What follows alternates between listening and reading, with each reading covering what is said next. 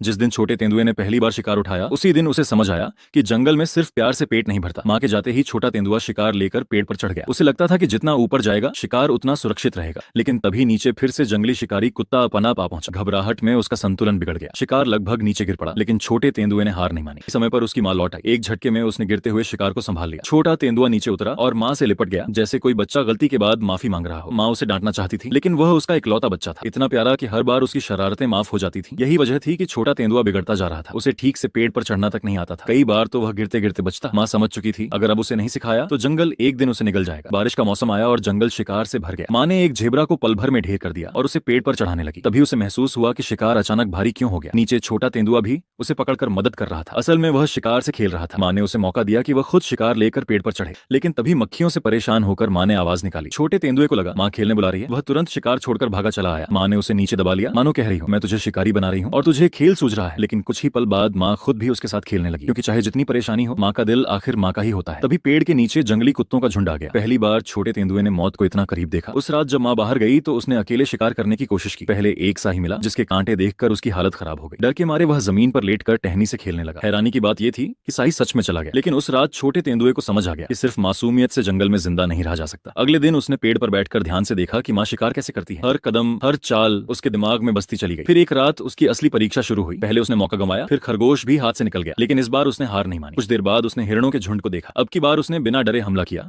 और पहली बार वो सफल हो गया। उसने शिकार उठाया, पेड़ पर चढ़ा और इस बार बिना गलती किए उसे ऊंची शाखा पर सुरक्षित रख दिया। उसी रात एक बिगड़ा हुआ बच्चा जंगल का असली शिकारी बनना शुरू हो गया।